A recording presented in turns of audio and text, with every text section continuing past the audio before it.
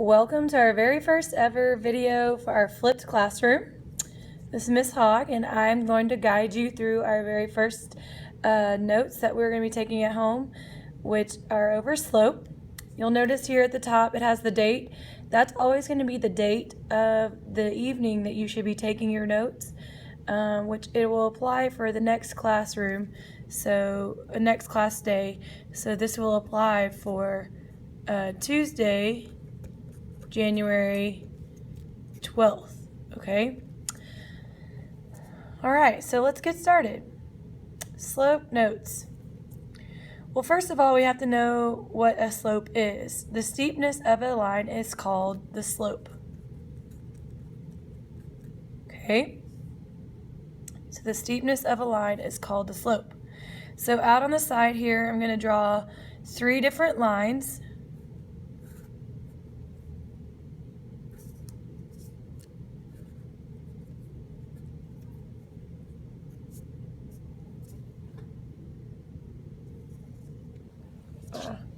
As you can see, this is kind of difficult to do with one hand.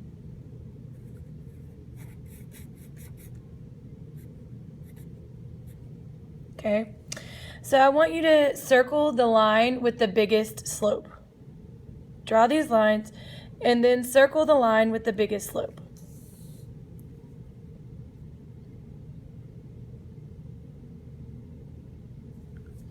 So you should have circled this line, not because it's the thickest line, that was just my bad in drawing a straight line, but because it's the steepest. Okay, so that is what we call the biggest slope, because slope is all about the line's steepness. So we learned last week that y equals mx plus b, and the letter that we use for slope is a lowercase m. And I was wondering last week why scientists and mathematicians use m to represent slope, and I found out the reason. And it's because it comes from the French word meaning monter, that's how you pronounce monter, which means to climb or rise. So now you know some French, and that's where they get the m from for slope. So the m in y equals mx plus b is slope. It comes from the French word that means monter, which means to climb or rise. So that makes more sense. Okay, so whenever we're given the graph of a line, we need to know the simple definition of a slope. And for today's notes, we're going to know that m, or slope, equals rise over run. So write that in. Rise over run. Okay? Rise over run. Rise over run. Rise over run. Yes, I know I'm saying that a lot, but there's a point to that. I want you to remember that. Rise over run. Okay? So, slope is the ratio of a line's vertical change to its horizontal change. Okay. So the vertical change is represented on the graph as the y-axis,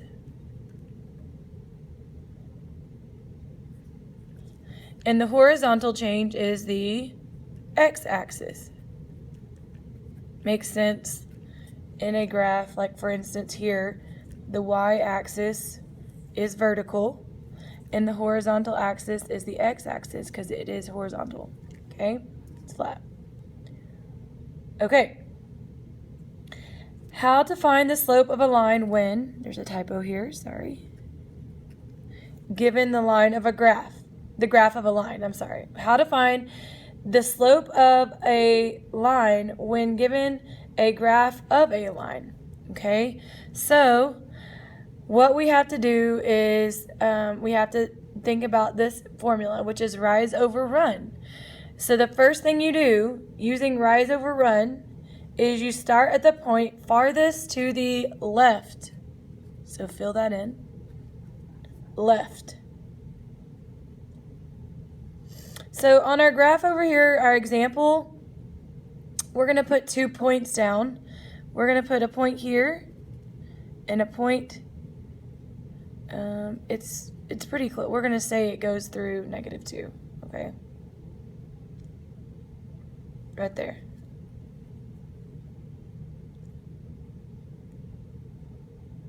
So the second thing we do is the first thing we do is we start at the point farthest to the left. So the point farthest to the left would be this point, okay? This is point number 1.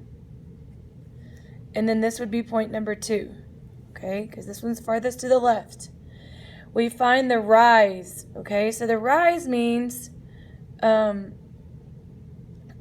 up is positive and down is negative.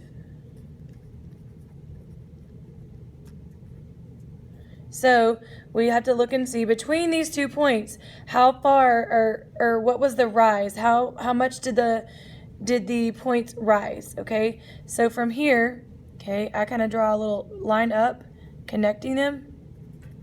I'm gonna actually write my number 1 down here. I'm sorry. Okay, so I'm gonna draw a line connecting the 2 points, showing the relationship between the 2. Okay, because those are my points of reference for this line. And we're going to see how far it rose. So here it was at, this point was at 0 on the x-axis. Okay, it was on the line. And it rose up to +2. Okay, so the rise, if we write rise over run on the side, okay, it rose 2 places, okay? So we went 1, 2, it rose 2 places. This was 2, okay? That's your rise. If it were to go down, like if the point went down, then that is a negative. You would have written -2, but it went up. From here to here, it went up, okay? So that's a +2 over, okay, the run. So the run, that's the third step, is to find the run. The run means, did it go right or left? Okay, so if it goes right, it's a positive number. If it goes left, it is negative. Which also makes sense on a graph. You know that anything going this way to the left is negative, and anything going this way is positive, just like a number line. Okay, so now we're going to see how far over did it run. It is the number from point to point. Okay, so we know it rose up 2 spaces, and we're going to see how far over it ran. Okay, so it starts at -2 on the y-axis, and it ends up at 0, because this point right here is at 0. Okay, so it actually goes to the right 1, 2 places. So I'm going to fill in a 2 for the run. Okay, so now our slope is 2 over 2, which that is a 1. We know that equals 1. Okay, 2 over 2 equals 1. So I apologize for the lights. They just went out in my room.